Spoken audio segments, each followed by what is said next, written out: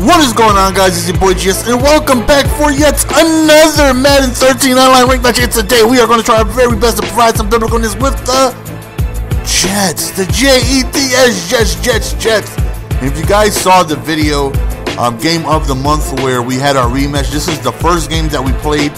The very next game I played, I matched up with the same guy, and it was Eagles versus Packers. Very good game, so check that out if you guys haven't already. Game of the month.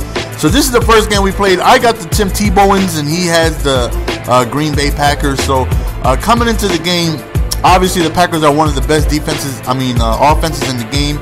And Jets have very great dominant corners. You talking about Cromartie and Revis, both have man-to-man like above like 92. Revis like a 98 and Cromartie's like a 93.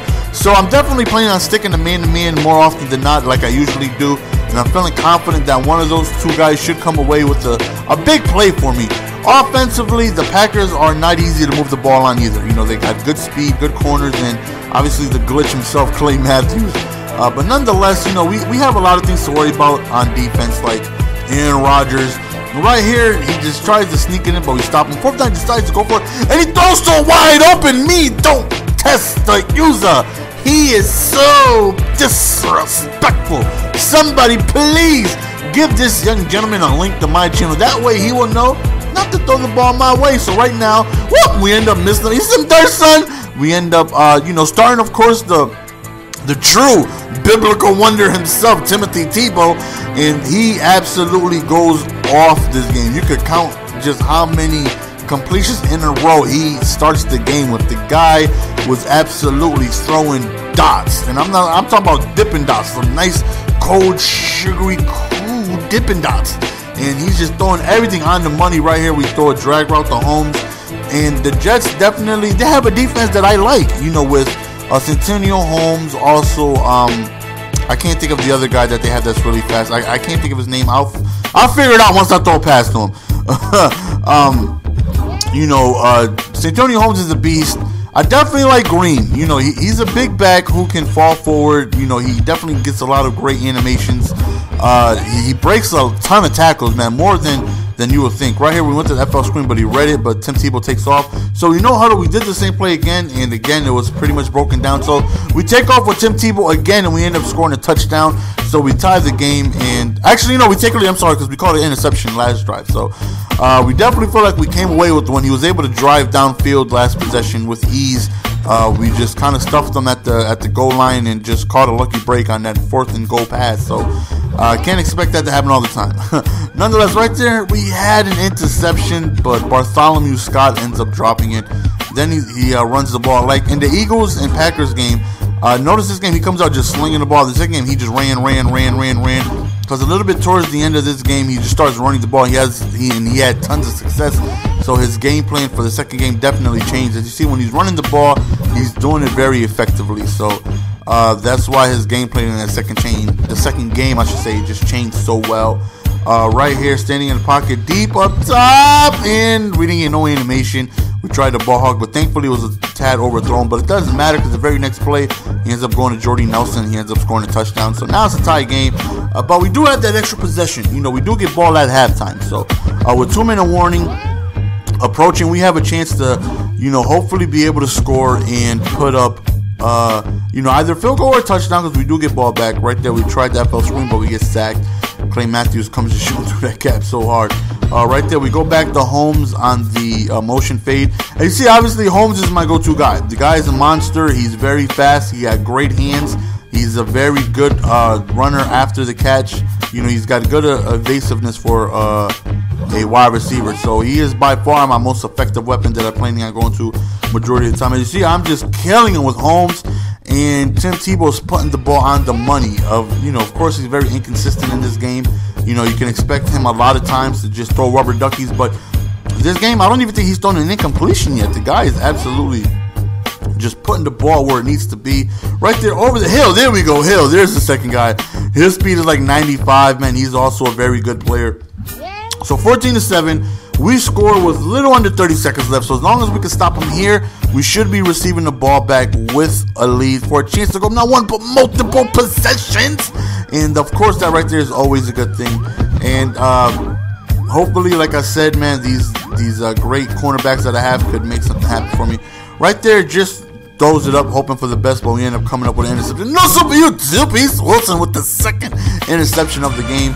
And right here, FL spin towards the right just to bring us into halftime. So, of course, he decides to come out. And I say of course because this happens more often than not now for whatever reason. He decides to come on an onside kick. Thankfully, we end up recovering. So now is our time to, take our time. All we want to do is get into field goal range at minimum to make this a multiple possession game. And as you see, we go into green, and I am a big fan of green in Madden. I love the way he runs. He runs very, very good. He reminds me of like a Michael Turner, Mendenhall, just somebody who just bounces off of tackles and somebody who can just get you those extra yards. Look at the moves right there. Did you see the moves that he was? Look at the moves, though. Look at the moves, though. Look at the vision that this man has. Just the agility. Get strong on him. I said, get strong on him. Go ahead and leave that Sean Green juice everywhere, though. So now we are up 21-7. Of course, I'm feeling really, really good. I did send him a message out of nowhere randomly. It started lagging very, very, very bad. And I sent him a message like, wow, we're lagging for points. He sent me back a message saying LOL. But it was just very, very, very frustrating. Like, it would freeze for like 2 seconds at a time, like every other second. It was very, very frustrating. Right here, you see, he's got his no huddle package going, so he's very close to scoring. So right now it's 2nd and 9. We're gonna try just to play, coverage deep, and right there he goes up top. Just a beautiful pass, just nice over the top, but he doesn't get his Ronald McDonald feed. So right now it's 3rd and 8. We decided to send a little bit of outside heat, but he ends up coming over the middle, score a touchdown. So now it's back to one possession game, and of course he goes for the onside, but we recovered again, thankfully.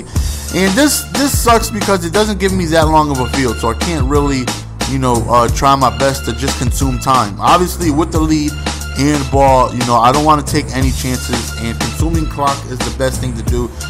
Just look at what this man is doing. That man is a beast, yo. I did a video, you guys were like, oh, why are you clocking this for weenies, yada, yada, yada. Listen, if I have the ball in the lead, I'm not going to no huddle. There's no need to. I'm going to take my time to do it. Like right here, a field goal is just as good as a touchdown right here. Puts me back up 2 possessions.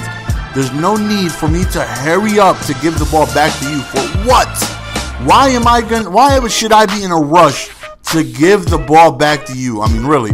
If you don't have the ball, you can't score.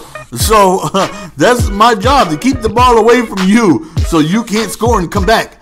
So right now it's 3rd and forever. We got a nice drag route over the middle with Keller. So we're close to a 1st down, and we just make sure we go up 2 scores. We want to play it safe. We want to make sure that he needs to score and receive ball back to make something happen. So, by the time he has ball back, we've consumed a good amount of clock. Now he has 3 minutes to work with, and he has to score twice. So, right, you can see the lag right there. You can see how laggy it got. But whenever he was on offense, the lag slowed down a little bit. Like, it was still laggy, but nowhere near as bad as it was for me when I had the ball. Right there's a huge hit stick. The ball stayed inbounds. How? I have no idea. And we end up recovering. Right now I'm thinking, okay, this game is now. It's over. He should not have a way to come back now. Reposition to Holmes. As you see, I am shredding this man's defense with Holmes. I'm having him over the middle, on the left, on the right, out route, skinnies, drags. He is dominating this game, and Tim Tebow is putting the ball on the money. So right now, 31-14. We have a big lead, and right now, I feel like game is over. I feel like it's only a matter of time before he... Woo! Man, beautiful catch, beautiful throw. We went for the ball hawk, and he just precisioned it beautifully right in between both of us. So onside kick again, and we almost gave that one up, but thankfully, Cucumber Land right there ends up recovering. So now it's 31-21 with 2 minutes left, so now it's just time to play it smart. Just run the ball, kill some clock, force them to waste some timeouts. Even if we got to punt the ball, it does not matter. As long as we take some time off that clock right there, we'll be good. So he's wasting his timeouts right here. 3rd and 5. Right now, we feel like if we get this 1st down, game is over. We're looking, and who would we find? We find here. We hit him with the skinny. I said we hit him with the skinny over the middle. And that right there should be game right there. We decided to try our best to, do a T-bag to Edwards. But he ends up dropping the ball right there, right before the 2-minute warning. So now, that was dumb. So now we got to run another play. He comes just screaming off the edge right there. Clay Matthews gets another sack. So third down right here. We're looking. We're running with Tebow. Nobody's really open, so we can't do anything. And I think we got ourselves out of field goal range, so we decided to just punt the ball. I'm not sure if the Jets kicker can go ahead and make that. Right here, we could have had him pinned within like the 4 or 5 yard line, but he ends up breaking a tackle. So right now, he pretty much needs a miracle. You know, one play and he throws. Oh, welcome to Revis Silence, son. You don't throw to Revis. You do not throw to Revis. You must be just senile to throw towards that man. You know you don't throw to Revis. Right here, fourth down. You know, just forwarding the game a little bit. We end up going to Shillings as time expired, and we end up scoring a touchdown. And that's the end of the game, guys. Hope you guys enjoyed. As always, please leave this video a like if you decided to watch towards the end of it. You know, but only do so if you were entertained. It's your boy GS, and we are out. Peace. Give it to me, baby.